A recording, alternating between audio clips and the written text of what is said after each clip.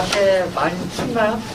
그래서 요즘 들어 날씨가 많이 따뜻해진 것 같아요. 우리 오늘은 제가 설교를 하지 않고요. 장애사역위원회 강신동 목사님이 하나님의 말씀을 전해주십니다. 제가 먼저 하나님 말씀을 읽고 내일 강신동 목사님 모시도록 하겠습니다. 성경책은 요한복음 7장입니다.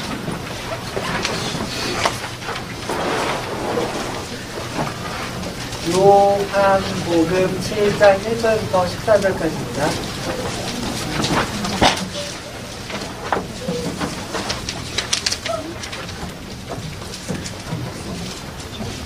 요한복음 7장 1절부터 14절까지입니다. 찾으셨나요? 아직? 찾으셨나요? 제가 수화로 읽어드리겠습니다. 이 일이 있은 후에 예수님께서는 갈릴리 지방을 다니셨습니다. 유대인들이 예수님을 죽이려고 했기 때문에 유대 다니기를 원하지 않으셨던 것입니다. 그래서 유대인들의 명절인 초막절이 가까웠습니다. 그래서 예수님의 동생들은 예수님께 형님의 제자들도 형님이 행하는 일들을 볼 수 있도록 이곳을 떠나 유대로 가십시오. 4절 누구나 자기가 하는 일이 은밀하게 행하지 않고 사람들에게 알려지기를 원하는 법입니다.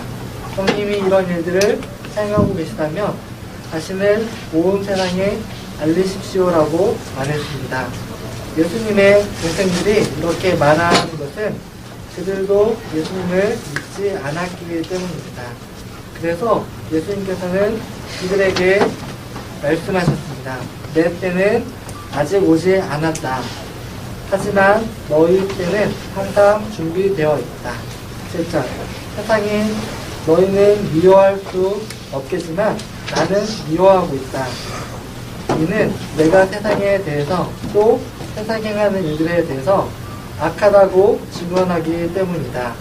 너희는 명절을 지키러 올라가거라. 나는 이번 명절 때는 올라가지 않겠다.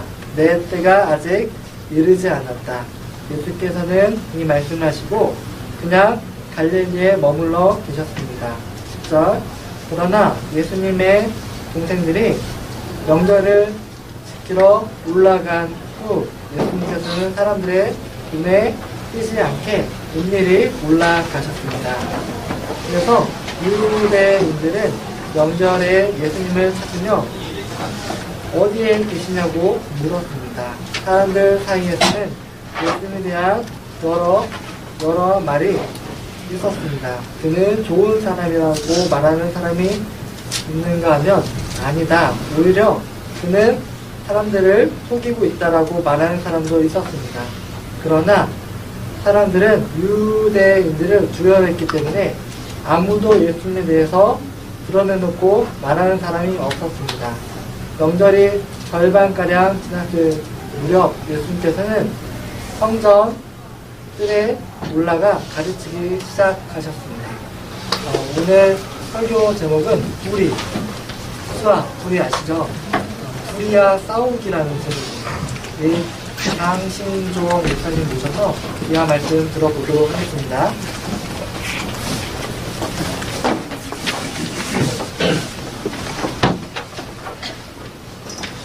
반갑습니다.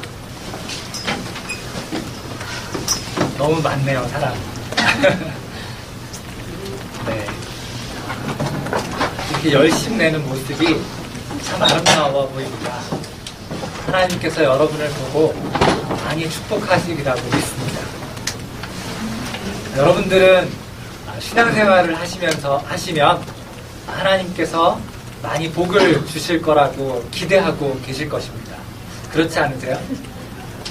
그런데 막상 신앙생활을 하다 보면 유익이 있을 때보다 손해를 경험할 때가 많이 있습니다. 주일날 교회 안 가고 다른 곳에 가면 또 일을 하게 되면 소득이 생기는데요. 그런 소득을 다 내버리고 또는 좋은 사람들 만나는 것을 포기하고 교회에 와서 예배 드리는 것은 분명 손해입니다. 그것뿐만 아니라 우리의 삶의 많은 부분들에서 우리는 예수님을 믿는 것이 이득이 될 때도 있지만 오히려 손해가 될 때가 참 많이 있습니다. 오늘 본문 요한복음 7장까지 오는 줄거리를 한번 보면요.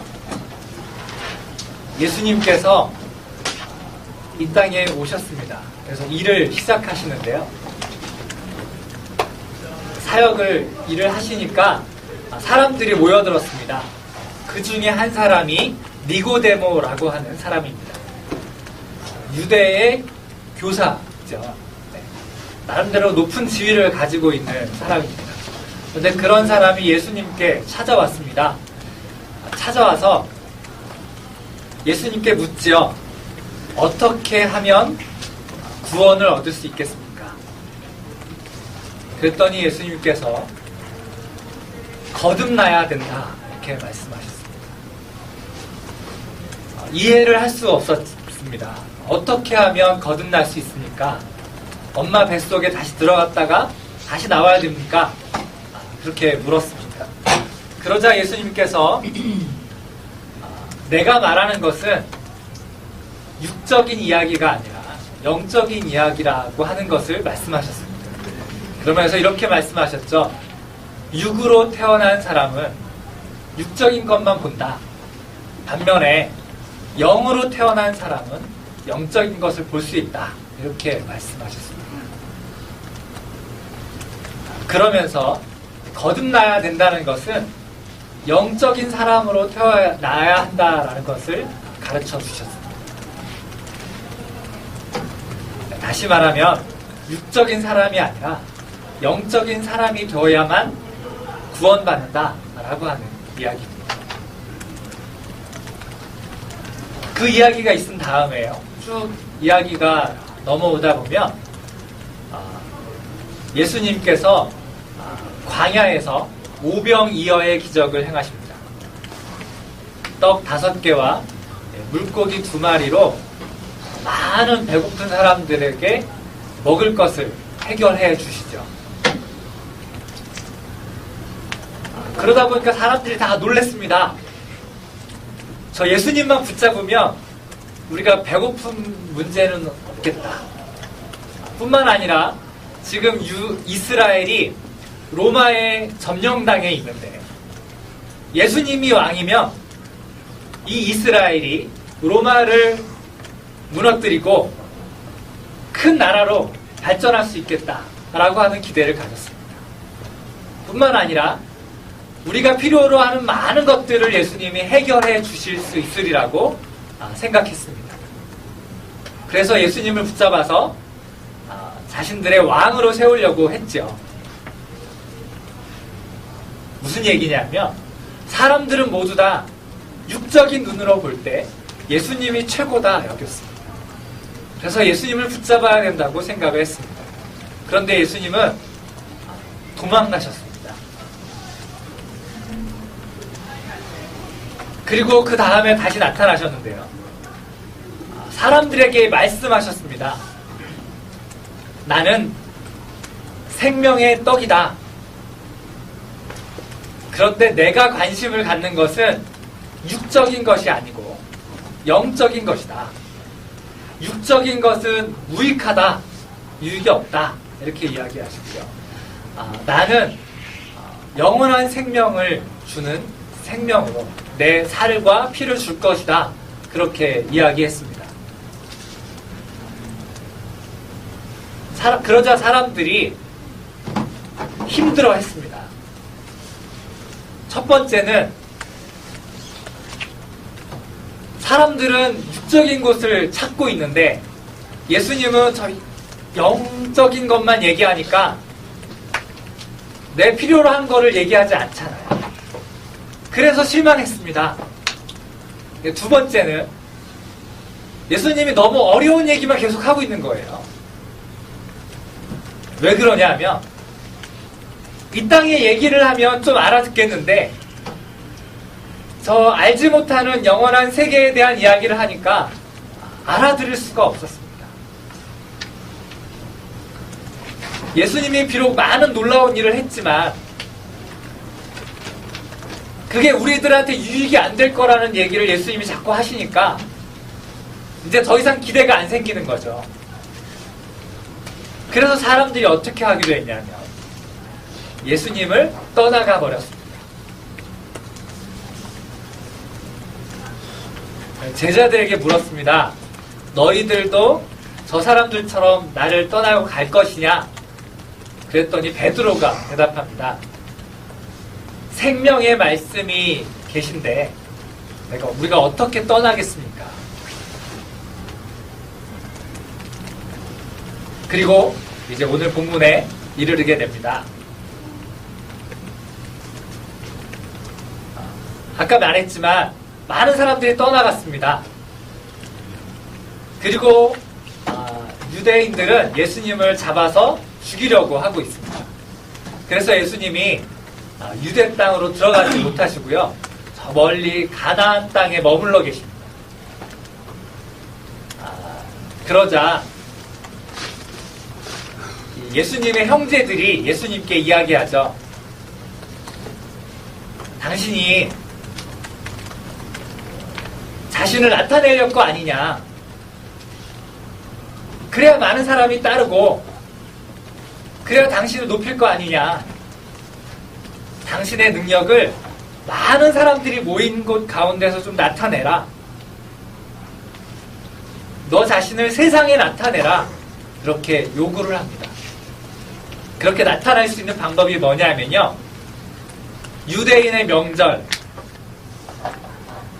초막절에, 다시 말하면 사람들이 많이 모였을 때 유대에 내려가서 기적을 행해라 라고 하는 이야기입니다. 근데 그때입니다. 예수님이 이렇게 말씀하십니다. 이제부터가 중요합니다. 너희 때는 언제든지 준비됐다.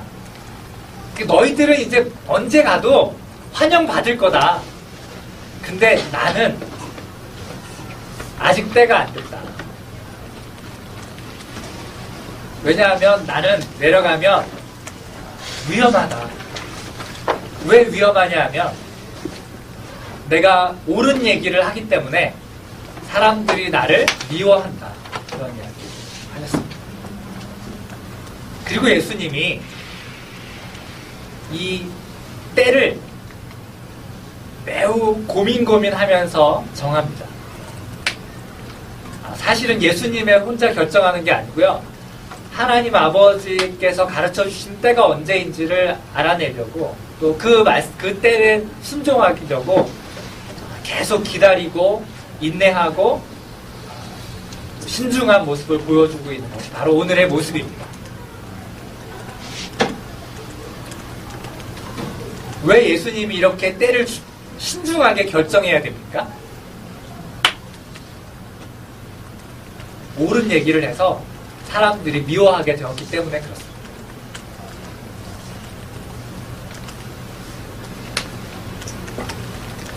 여러분이 세상에 나가면 여러분이 예수님을 믿기 때문에 사람들이 여러분을 좋아할 수도 있고요. 그 반대일 수도 있습니다. 제 생각에는 여러분을 좋아하기보다는 미워할 가능성이 더 높습니다. 여러분이 직장에 들어가려고 해도요.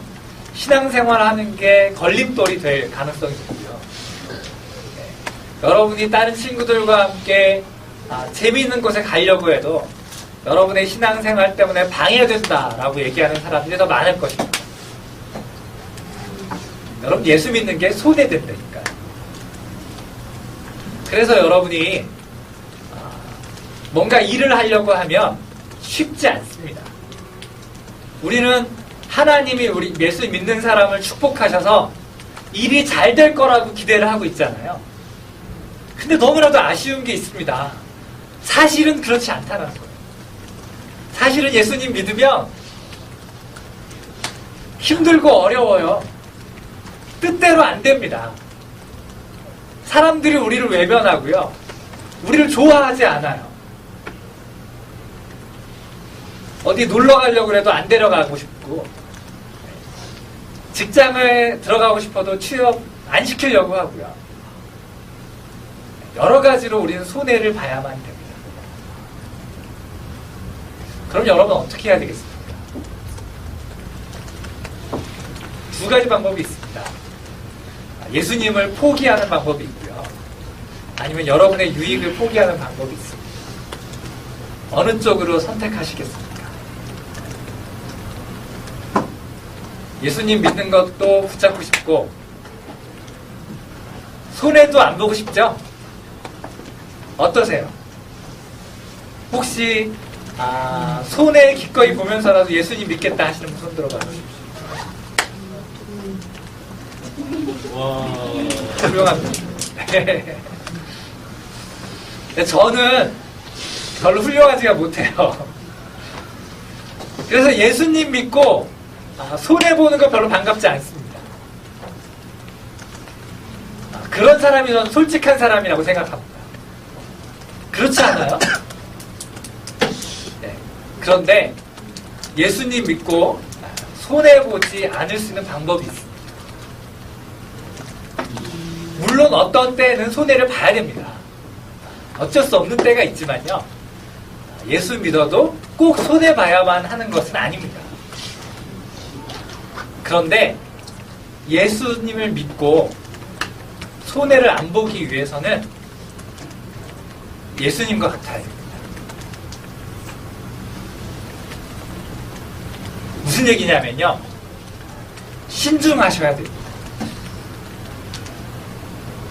때를 잘 찾으셔야 돼요. 예수님이 아무 때나 움직이지 않았다니까요. 왜냐하면 옳은 얘기를 하니까 세상 사람들이 미워하잖아요. 사람들이 미워하는데 함부로 행동하면 그야말로 미운 털만 박히고 아무 소득이 없습니다.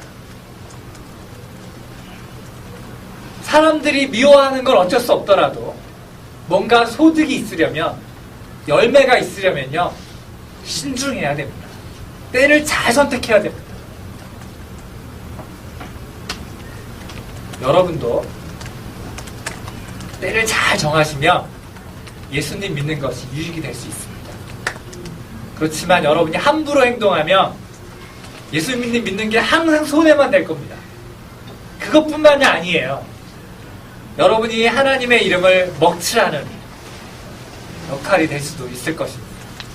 차라리 안 믿는 게 나을 수도 있을 수 있어요. 이게 우리의 숙제입니다. 그래서 여러분 신중하셔야 된다니까.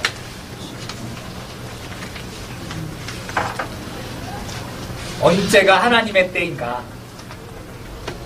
어떻게 하는 것이 하나님의 방법인가? 많이 고민해 보시면 좋겠고요. 많이 기도해 보셨으면 좋겠습니다.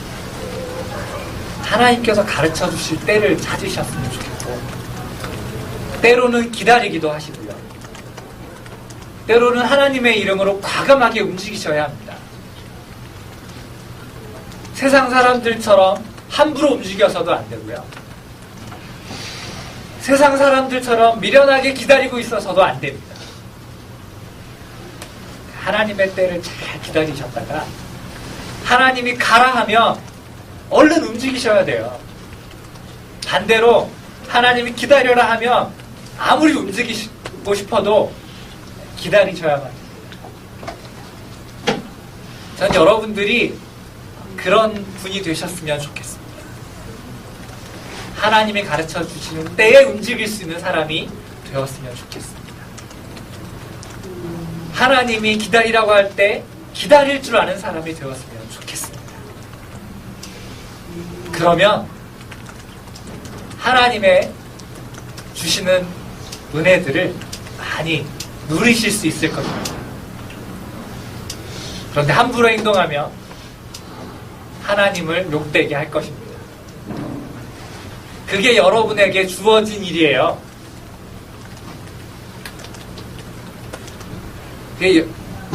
여러분의 행동 하나가 하나님까지 먹칠할 수도 있고요. 여러분의 행동 하나가 하나님이 실제로 이 땅에서 일하신다는 것을 보여줄 수 있는 방법이 될 수도 있습니다. 여러분이 그래서 신중하게 선택하는 것 하나가 다른 사람에게 복음을 전하는 것이 될 수도 있고요. 여러분이 함부로 행동한 것 하나가 차라리 예수님 안 믿는 게 유익하다는 이야기를 하는 거나 마찬가지인 거가 될 수도 있습니다. 기도 많이 하셔야 되겠죠? 하나님의 때를 이렇게 하나님의 말씀을 잘 들어야 되겠죠? 그래서 여러분 두 가지가 중요합니다. 하나는 하나님의 말씀이 중요하고요. 또 하나는 기도가 중요합니다. 여기는 모든 분들이 말씀과 기도에 열심일 수 있으면 좋겠습니다. 이게 쉽지 않거든요. 사실 우리는 모두는 하나님의 말씀을 보고 기도하고 이러는 것보다는 서로 교제하는 걸 좋아합니다. 같이 나누고 즐거운 일도 같이 하고 쉽게 말하면 좋은 친구들을 여기서 많이 사귀는 거를 좋아합니다. 그게 유익하지 않으세요? 그게 신나지 않으세요? 근데 그것도 중요하지만 하나님의 말씀과 기도를 붙잡는 일이 너무나도 중요하다는 걸 제가 꼭 말씀드리고 싶습니다. 힘들지만 많이 배우십시오. 많이 기도하십시오. 그래서 하나님과 놀라운 교제를 경험하셨으면 좋겠습니다. 예수님이 말씀하시는 것도 그것입니다. 너희가 육적인 사람이 되지 말아라. 영적인 사람이 되라. 영적인 사람이 되는 방법 요한복음에서 가르쳐 주시는 건요. 성령을 받는 것입니다. 하나님의 성령이 내게 임하시면 내가 생명의 사람이 되고요. 나는 영적인 사람이 됩니다. 그래서 하나님께서 가르쳐 주시는 때에 민감하게 움직일 수 있는 사람이 되는 것이죠. 여러분 그런 사람 되셨으면 좋겠습니다. 그래서 삶 가운데서 실패하는 사람이 아니라 성공하는 사람이 되었으면 좋겠고요. 주눅 들어있는 청년들이 아니라 담대한 청년들이 되었으면 좋겠습니다. 숨어있는 사람들이 아니라 나타내는 사람들이 되었으면 좋겠습니다. 여러분을 나타내는 것보다 하나님을 나타내고요. 여러분 속에 있는 하나님의 성령을 나타낼 수 있는 여러분 되시기를 바라겠습니다. 기도하겠습니다.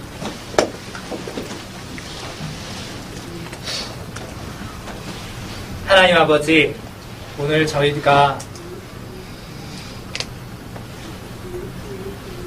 예수님처럼 하나님의 때를 찾을 줄 아는 사람이 되어야 한다는 것을 들었습니다.